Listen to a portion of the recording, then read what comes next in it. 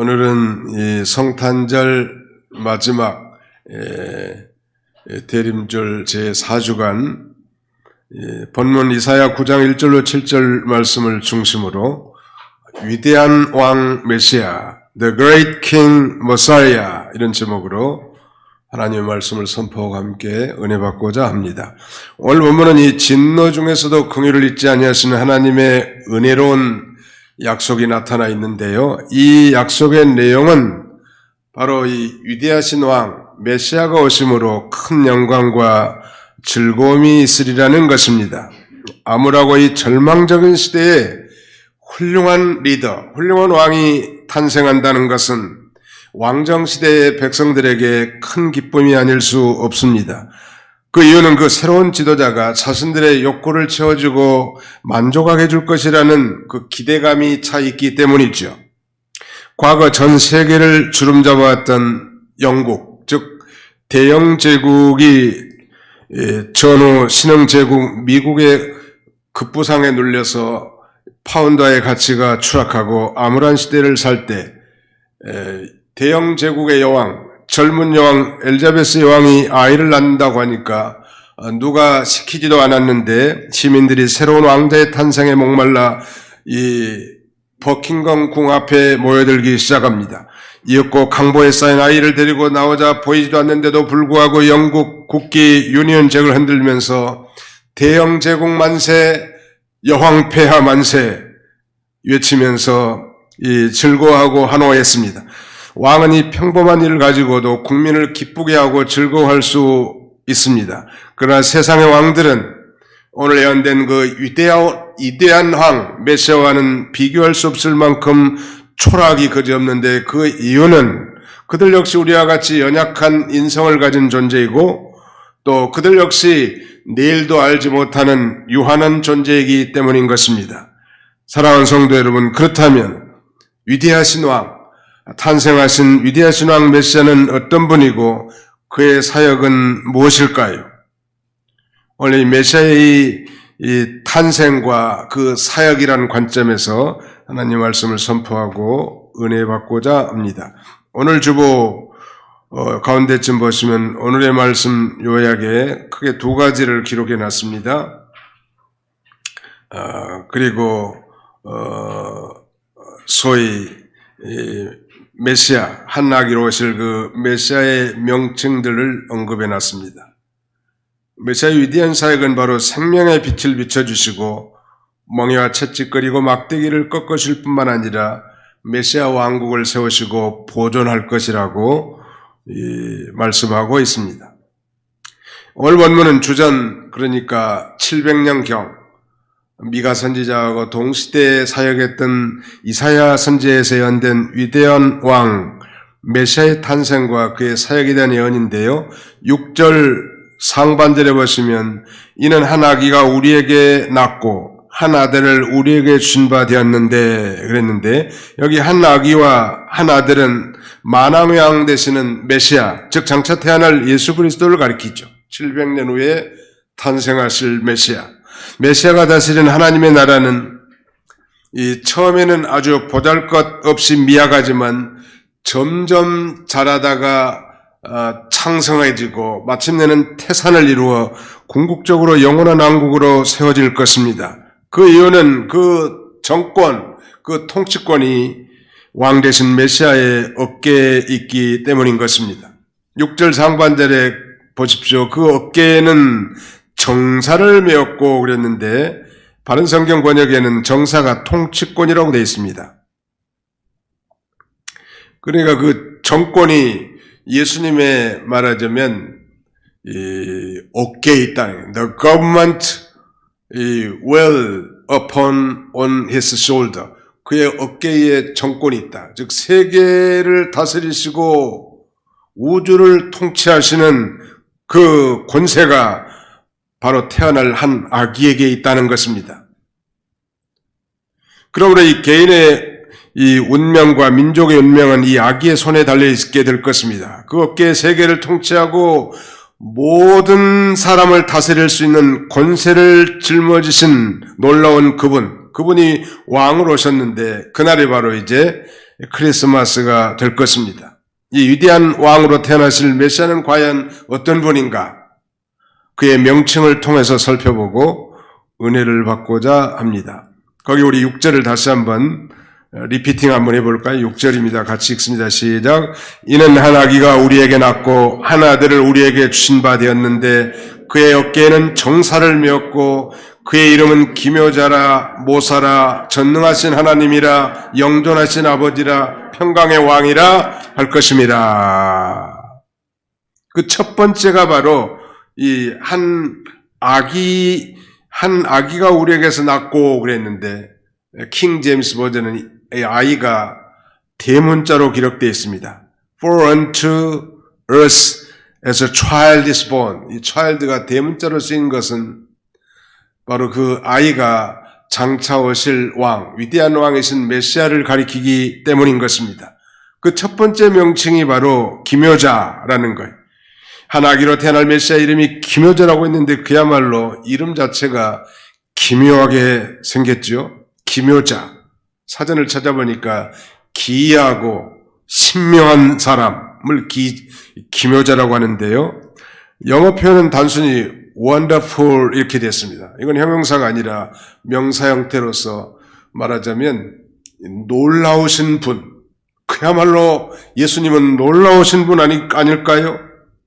위대한 왕 메시아는 기이하고 신묘막측하신 분이신데 그의 탄생이 기묘하지요. 상상해 보세요. 아들을 낳으린 이름을 예수라라 했고요. 처녀가 잉태하여 아들을 낳을 것이요 그 이름을 임마누엘이 하리라. 어떻게 처녀가 아들을 낳을 수 있냔 말이에요. 그의 탄생 자체가 기묘하고 놀라운 일입니다. 뿐만 아니죠.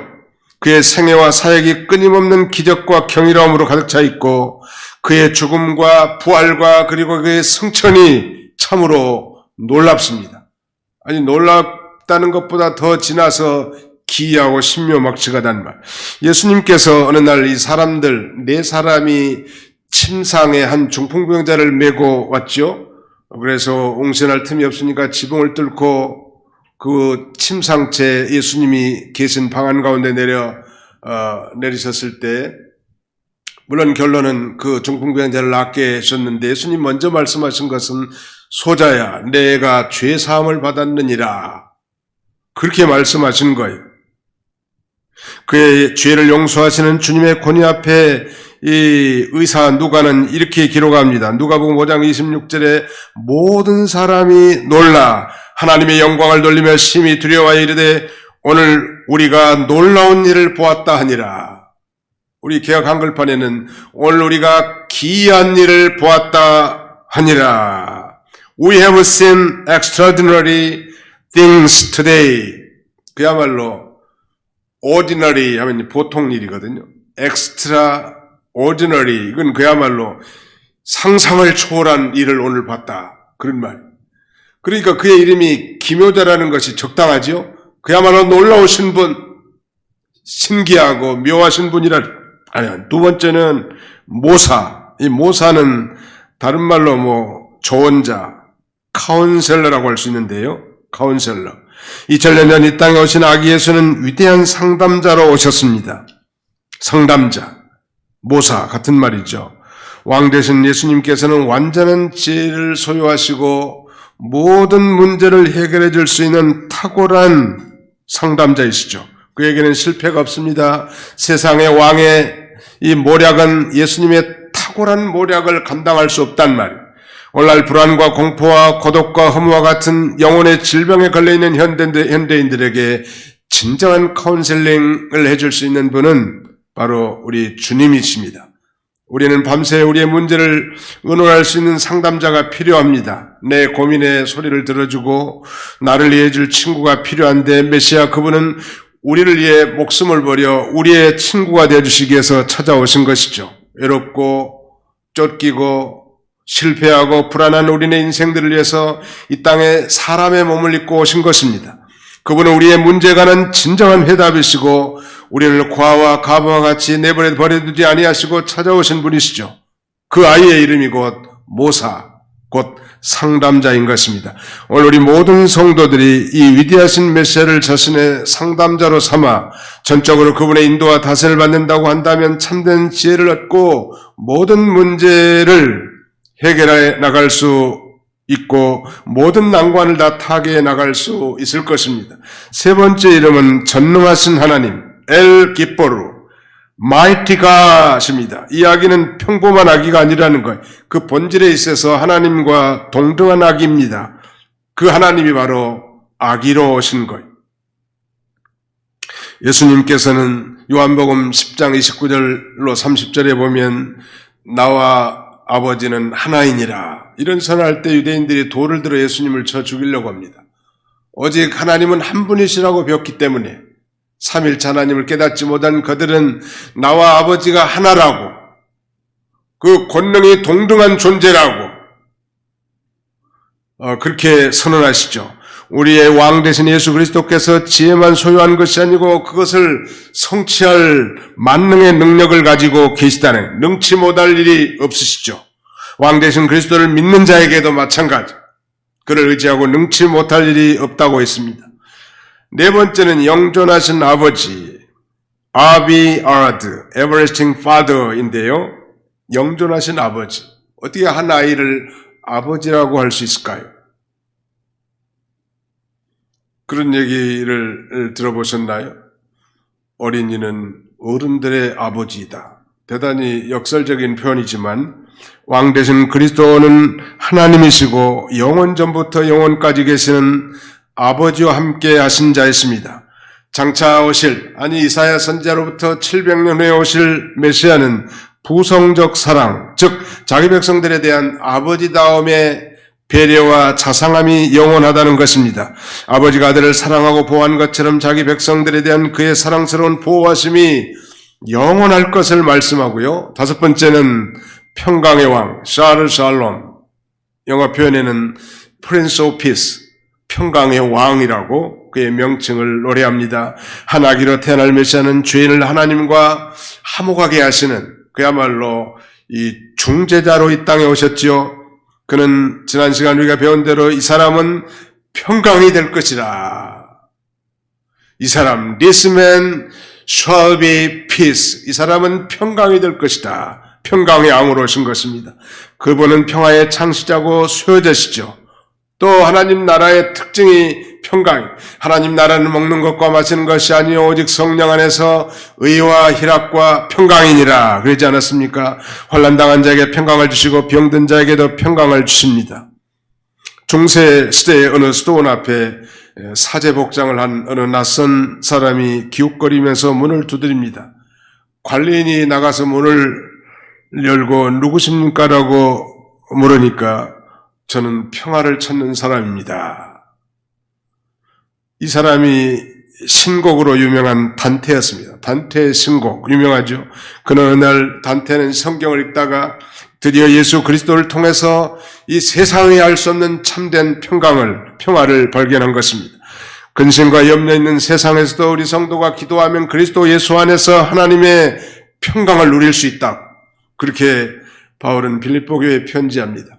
세계 그리스도인들이 가장 좋아하는 성구 중에 하나는 빌립보 4장 6절로 7절에 아무것도 염려하지 말고 오직 모든 일에 너희 구할 것을 기도와 간구로 감사함으로 하나님께 아뢰라.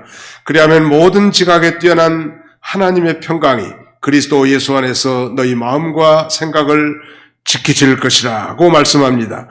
목자들에게 나타난 위대한 왕 아기 예수의 탄생을 알리던 천사들의 노래, 마침내 그 위대한 영광의 노래를 부릅니다. 지극히 높은 곳에서는 하나님께 영광이요 땅에서는 하나님이 기뻐하심을 받은 사람들 중에 평화로다. Glory to God in the highest and on earth peace among those with them he is priest. 이 NIV 번역에 보니까 on earth peace to man on whom his favor rests.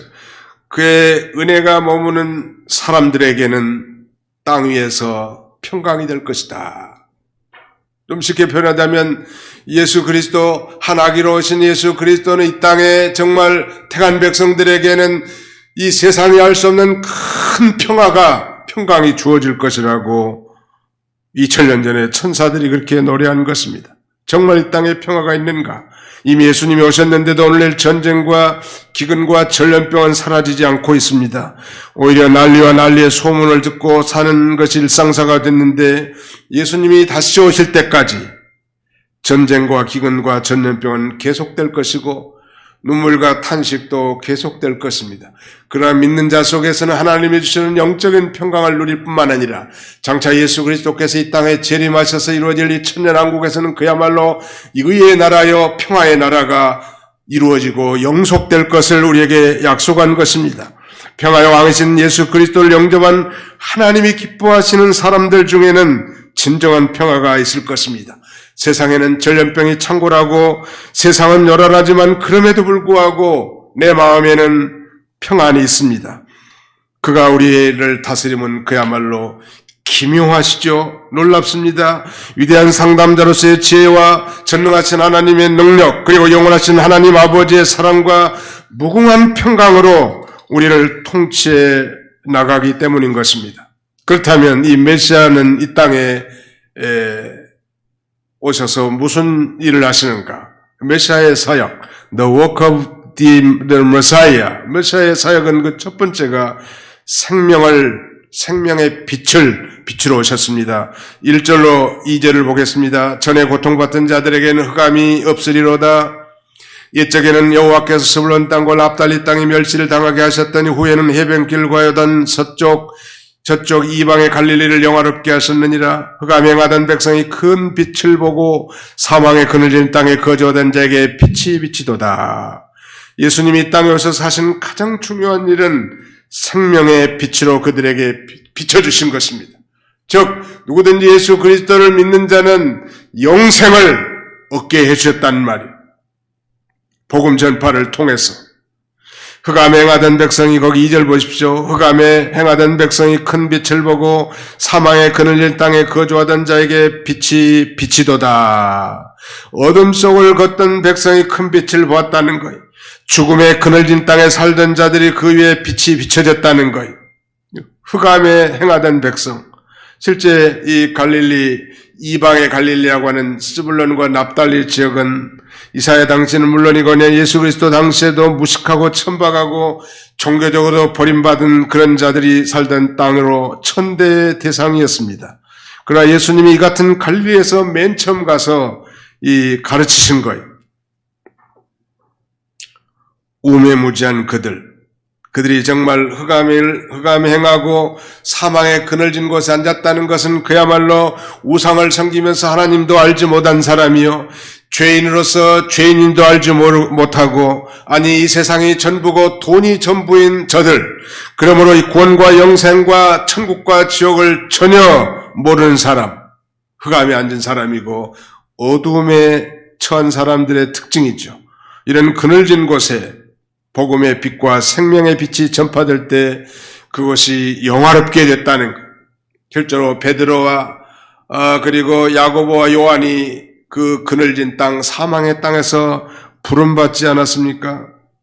의의 태양의 신 메시아가 오셔서 복음을 전파함으로 어둡고 캄캄한 땅이 생명의 빛이 비추고 영화로운 땅이 된 것입니다.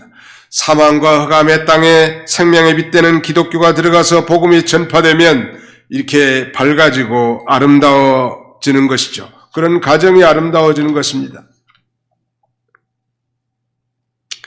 오늘날 이 빛을 이미 받은 우리가 이 복음을 들고 나가서 이 전 세계에 정말 어둡고 그늘진 땅에 가서 복음을 전파한다면 그 땅이 아름다워진 땅이 된다는 말. 과거 선교 초기에 한국에 파송된 선교사들이 본국에 보낸 그 편지에 의하면 조선반도는 한치 앞도 내다볼 수 없는 어두운 흑암의 땅이라고 평하고 있습니다.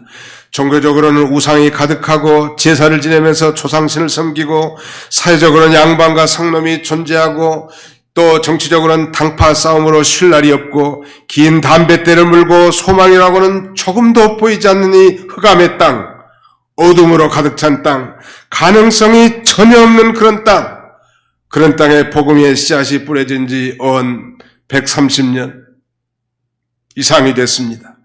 그러한 흑암의 땅에 지금 세계 10대 부유한 나라의 GDP 기준 당당하게 서게 됐단 말. 그리고 지금 세계 최대의 선교 지향 국가가 된 것입니다. 어두운 곳에, 실망한 곳에, 시리아 비탄에 빠져서 살 맛이 없다고 한숨만 푹푹 쉬는 그런 인생에게 이 생명의 복음이 비춰지면 새로운 소망과 용기와 삶의 의욕이 생겨나는 것입니다. 또 멍에와 채찍 그리고 막대기를 꺾으시기 위한 것입니다. 죄악의 멍에, 저 마귀의 압제자의 막대기를 꺾으시기 위해서 우리 주님이 오신 것입니다. 메시아가 오셔서 우리에게 풀어주신 그 은혜로운 일은 죄악의 멍에를 부수고 사망에서 우리를 건져주신 것이죠.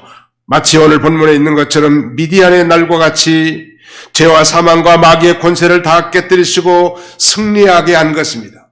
사랑하는 성도 여러분, 우리 사사기에 보면 이 미디안 300명의 용사를 통하여 이 대군을 무찌르지 않았습니까?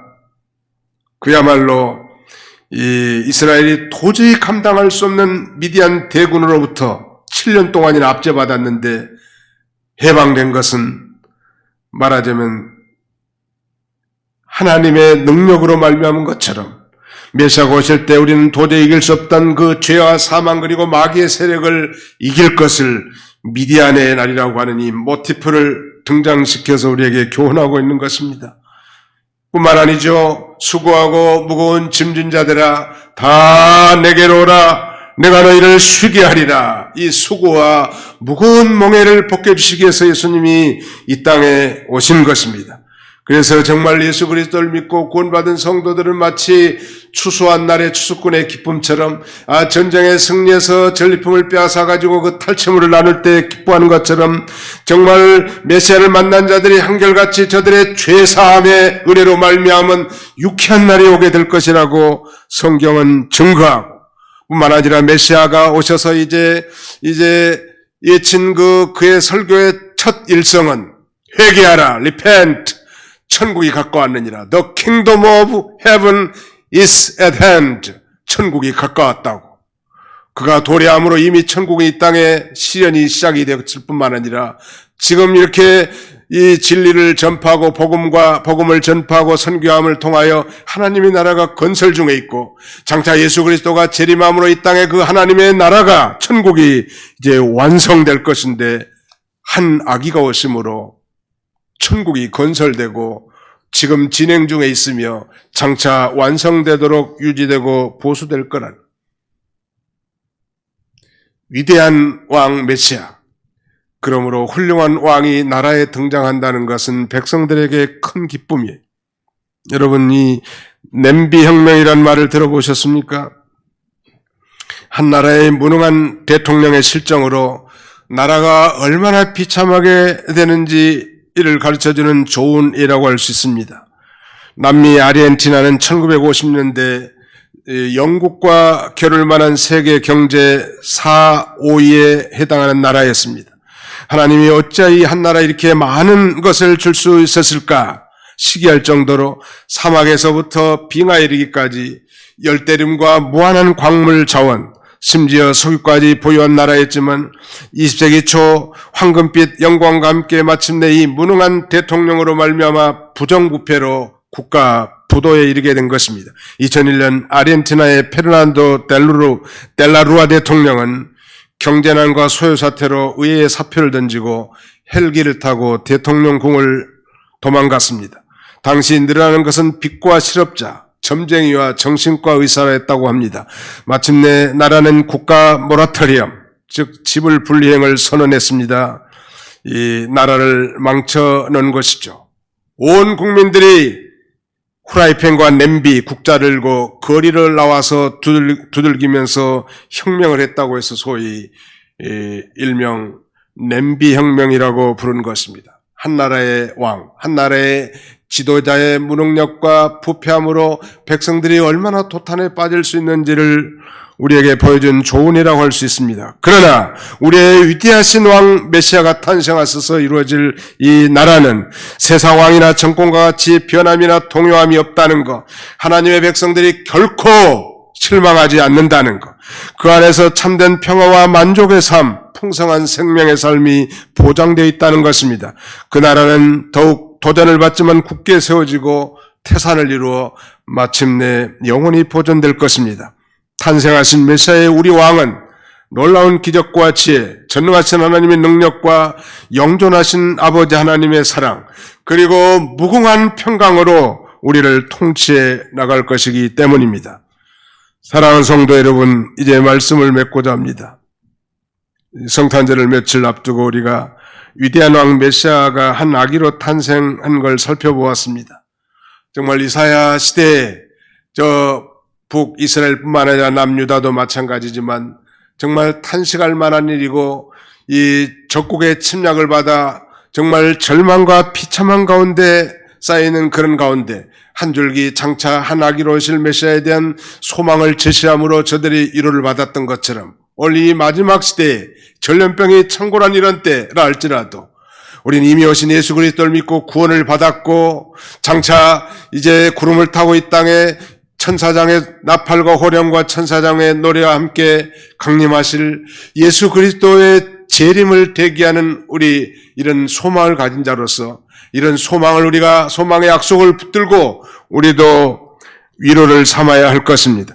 우리가 세상을 살아가는 동안에 많은 괴로움과 고통, 절망과 탄식이 있을 수 있지만 이 아기로 오신 메시아를 자신의 구주로 모시고 그분 안에서 그분과 올바른 관계를 형성하면서 산다고 한다면 참된 만족과 평안을 누릴 수 있을 것입니다. 그렇지 못하다고 한다면 여전히 우리도 믿지 않는 사람들처럼, 세상 사람들처럼 부안해동하고 심령의 불안과 갈등이 지속될 것입니다. 그분을 모신다면 걱정이 없습니다. 모든 문제가 해결됩니다. 우리가 성탄절 앞두고 잃어버렸던 그런 이 주님을 다시 찾고 그 구원의 은혜를 다시 회복하고 그분과 항상 동행하는 축복의 성탄, 그 계절이 다 되시기를 주님의 이름으로 축원합니다. 기도하겠습니다. 살아계신 우리 아버지 하나님께서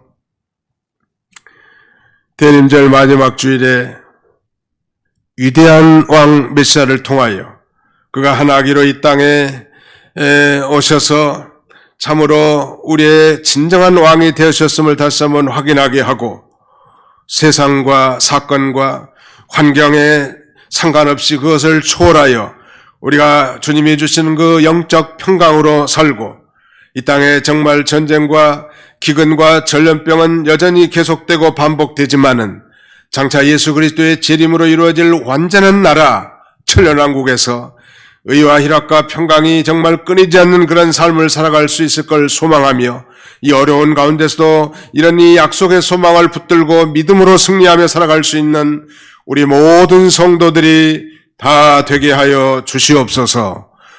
예수님의 이름으로 기도하옵나이다. 아멘.